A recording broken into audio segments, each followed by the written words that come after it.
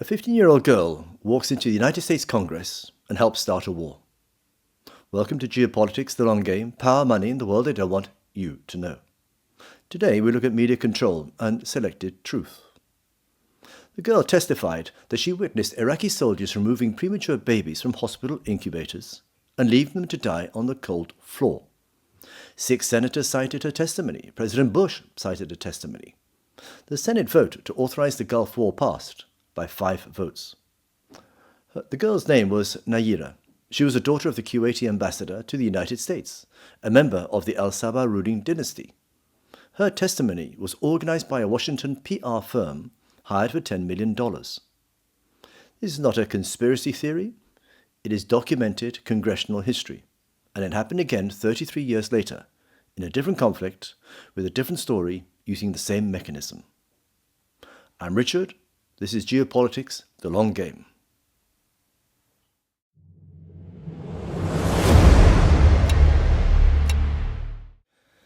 In 1988, Noam Chomsky and Edward Herman published Manufacturing Consent. Its central argument is not that journalists are corrupt or that editors take orders from governments. It's more disturbing than that.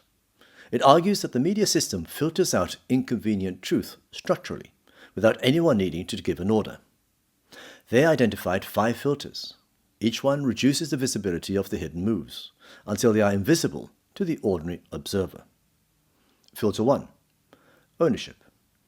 Major media organizations are owned by large corporations or extremely wealthy individuals whose institutional interests are continuous with the interests of capital and the state. A media organization owned by a defense contractor does not need to be told not to run anti-war content. The ownership filter does the work silently. Filter number 2, advertising. Commercial media depends on advertising revenue from large corporations. Content that alienates large corporate advertisers does not survive, not because of censorship, but because of economics. Filter number 3 is sourcing. Journalists need a reliable, high-volume supply of information. Governments, corporate press offices, and accredited think tanks provide it. Dissidents, whistleblowers, and independent researchers do not. So official narratives are always more present, more quoted, and more credible seeming than unofficial ones, regardless of their accuracy. Filter 4 is flack. When media organizations challenge powerful interests, they receive organized criticism, complaints, funding pressure, legal threats, overtime. This trains editors to avoid content that generates this sort of agitation. Self-censorship through anticipated consequence. Filter 5 is dominant ideology. In the Cold War era, anti-communism defined the frame within which all permissible debate took place. Today, the equivalent frames are counterterrorism and the rules-based order. Within these frames, 2 specific accusations function as enforcement mechanism: anti-Semitism and Islamophobia, deployed to shut down analysis of Israel-Palestine policy and the war on terror, respectively. Any analysis that does not fit within the permitted frames is not refuted. It is labeled and therefore dismissed without engagement.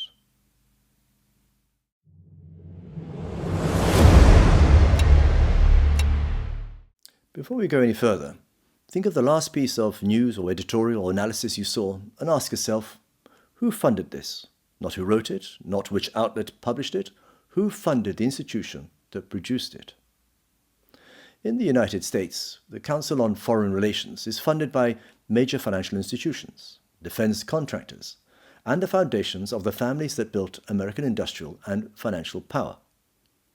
The Atlantic Council, whose analysis of NATO and Russia dominates mainstream coverage of European security, has received funding from NATO itself, the US State Department, and the defense industry. In the United Kingdom, Chatham House, the Royal Institute of International Affairs, RUSI, presented as the gold standard of independent British foreign policy analysis, is funded by British government's Foreign Commonwealth and Development Office, by major corporations including BP and Shell, and by foreign governments including the Gulf states.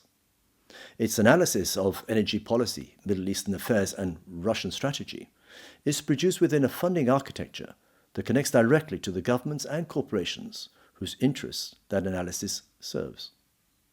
So the earlier question, when did you last check who funded the source you were reading?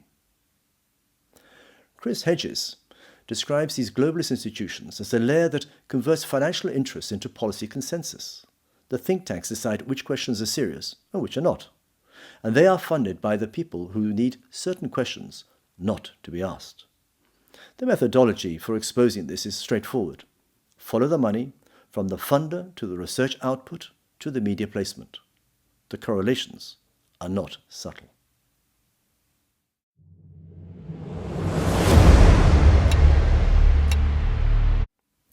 There is a specific application of the manufacturing consent model that has been documented in detail, the management of war coverage. The embedding system introduced in the 2003 Iraq War placed journalists physically inside military units. The practical consequence is that journalists are dependent on the military for the safety, the transport, food, communication, and access. The relationship between embedded journalist and military unit is not as between an independent observer and a subject. It is between a guest and a host, and guests do not write unflattering things about their hosts. Chris Hedges describes what he observed from outside the embedding system as a fundamental split between the war that was happening and the war that's being reported. The embedded coverage showed military professionalism and precision. The independent coverage showed civilian death, infrastructure destruction, and strategic incoherence. Both were accurate, only one was published. The narrative layer does not lie, exactly. It selects. It amplifies certain moves and suppresses others. The result is a spectator experience that bears no relationship to what is actually determining the position.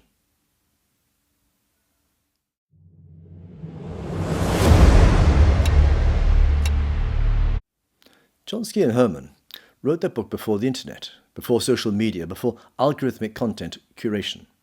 The 5 filters they identified are still valid, but they have been upgraded with 2 new mechanisms. The platform filter. Are Facebook, YouTube, Google neutral distribution channels? They are, after all, corporations with advertising revenue models subject to government pressure. During the COVID period, this became explicit. The US government communicated directly with platform companies about what content to suppress. The Twitter files documented the specific mechanics of that relationship. This is not conspiracy. It's disclosed, documented correspondence between government officials and platform trust and safety teams.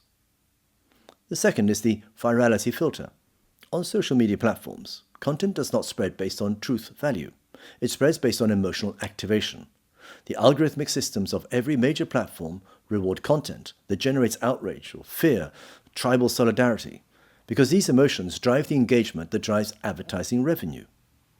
This means that the official narrative, professionally packaged by government communications teams with precisely calibrated emotional framing, always has a structural advantage over careful analytical content that requires context and patience. We do live, after all, in the era of instant gratification. The surface narrative was always more accessible than the underlying analysis. Digital amplification has increased that gap by an order of magnitude. Our diagnostic tool is simple and costs nothing. 3 questions. Who funded this? Whose interest does this narrative serve? And most importantly, what is not being said, by whom, and why? The narrative has gaps. Find them. That is what we are here to do.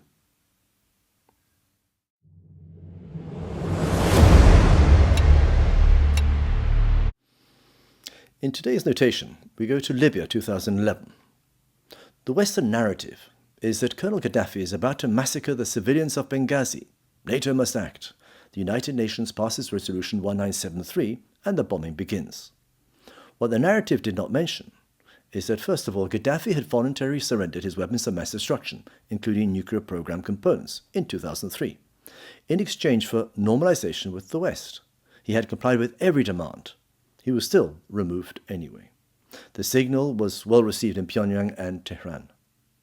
Secondly, Gaddafi was actively developing proposals for a Pan-African monetary union, a unified African currency and an African monetary fund that would have reduced African nations' dependence on IMF conditionality. Thirdly, Gaddafi was moving towards pricing Libyan oil in a gold-backed African dinar and in euros rather than dollars, a direct challenge to the petrodollar system. Later in 2016, the British Parliament's Foreign Affairs Committee publishes its inquiry into the Libyan intervention. It found that the threat to Benghazi civilians had been not as great as portrayed. It found that the intervention had been based on erroneous assumptions. The state had been destroyed. Slave markets opened in Tripoli. Gaddafi was dead. The narrative had done its job. The financial and strategic motivations were never part of the story that was told. That is what the notation of manufactured consent looks like. 4 pretexts hidden behind a single humanitarian headline. The record is there for anyone willing to read it.